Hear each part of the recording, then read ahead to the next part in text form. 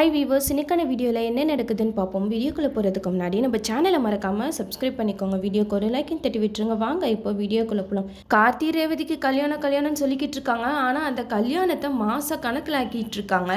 இப்போ கல்யாணம் நடக்கும், அப்போ கல்யாணம் நடக்கும், நம்ம வெறிக்க பார்த்துக்கிட்டு இருந்தாலும் கல்யாணம் நடந்த மாதிரியே தெரியல. புது கெஸ்டெல்லாம் வராங்க. அது மட்டும் இல்லாமல் இப்போ கல்யாணத்தில் ஆட்டம் பாட்டம் கொண்டாட்டம் அப்படிங்கிற மாதிரி சீன்ஸ் எல்லாம் போய்கிட்டு இருக்கு. இந்த இடத்துல நம்ம சுவாதி எல்லாருமே டான்ஸ் ஆடுறதை பார்த்து அவங்க ஒரு ஏக்கமாக பார்த்துக்கிட்டு இருக்காங்க. நம்ம ரேவதிக்கு புரிஞ்சிருச்சு, ஓஹோ இவளுக்கு பாட்டு பாடணும்னு ஆசை வந்துருச்சு போல அப்படின்னு சொல்லிட்டு ரேவதி சாமுண்டேஸ்வரி கிட்ட பேசுகிறாங்க. அம்மா சுவாதி தான் நல்லா பாடுவாளா, அவளை ஸ்டேஜில் பாட வச்சா என்ன அப்படின்னு சொல்லிட்டு கேட்க உடனே சாமுண்டேஸ்வரியும் சரி சுவாதி நீ போய் பாடு அப்படின்னு சொல்லிட்டு ஓகே சொல்லிடுறாங்க. உடனே சுவாதிக்கு சந்தோஷம் தாங்க முடியல. அங்கே ஸ்டேஜில் ஏறி பாட போகிறாங்க. அப்போ நம்ம கார்த்திக் அங்கே நின்று பார்த்துக்கிட்டு இருக்காரு. நம்ம கார்த்திக் தான் பாட்டுனாலே ரொம்பவே பிடிக்குமே. அந்த ஸ்டேஜில் சுவாதி நிற்கும் போது அந்த இடத்துல நம்ம கார்த்திக்கு தீபாவோட ஞாபகம் கண்டிப்பாக வரும். ஏன்னா தீபா ஒரு ஸ்டேஜில் பாடும்போதும் கார்த்திக் தூரத்தில் ரசிச்சுக்கிட்டே தானே இருப்பார்.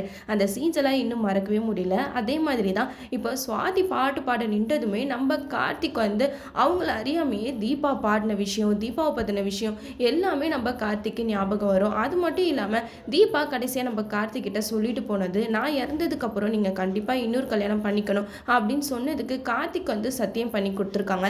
அதை நிறைவேற்ற விதமாக தான் இப்போ கார்த்திக் ரேவதி இவங்க கல்யாணமும் போய்கிட்டு இருக்கு. எது எப்படியோ கார்த்திக் தீபாவை பற்றி கொஞ்சமாவது நினச்சி பார்த்தாங்கன்னா தான் நம்மளுக்கும் வீடியோஸ்லாம் பார்க்குறதுக்கு ரொம்பவே இன்ட்ரெஸ்டிங்காக இருக்கும். இப்போ ரொம்ப நாள் கழிச்சு சுவாதி ஸ்டேஜில் ஏறி நின்று பாடும்போது கண்டிப்பாக நம்ம கார்த்திக்கு தீபாவோட ஞாபகம் வரதா செய்யும். நம்ம தீபாவை பெரிய பாடகியாக்கணும் அப்படின்னே சொல்லிட்டு இருந்தாங்க நம்ம கார்த்திக். இப்போ அந்த இடத்துல சுவாதி தானே இருக்காங்க. சுவாதி நல்லா பாட்டு பாடுறாங்க. அதனால கார்த்திக் கல்யாணத்துக்கு அப்புறம் அவரோட சொந்த ஊருக்கு போயிட்டோன்னே அவர் சொந்தமாக ஒரு மியூசிக் கம்பெனி வச்சுருக்காருல, அதில் சுவாதியை பாட வச்சு கண்டிப்பாக சுவாதியை பெரிய பாடகியாக்கி காட்டுவாங்க. அது மட்டும் இல்லாமல் கார்த்தி ரேவதி கழுத்தில் தாலி கட்டும்போது அந்த இடத்துல நம்ம தீபா கார்த்திக் ரேவதி இவங்க ரெண்டு பேரையும் ஆசீர்வாதம் பண்ணுற மாதிரி காட்டுறதுக்கு நிறைய வாய்ப்புகள் இருக்குது. ஏன்னா நம்ம நிறைய சீரியல்ஸில் பார்த்துருக்கோம். இது மாதிரி செகண்ட் மேரேஜ் நடக்கும்போது ஃபர்ஸ்ட் ஒய்ஃப் ஆசீர்வாதம் பண்ணுறது இதெல்லாம் சகஜம் தானே.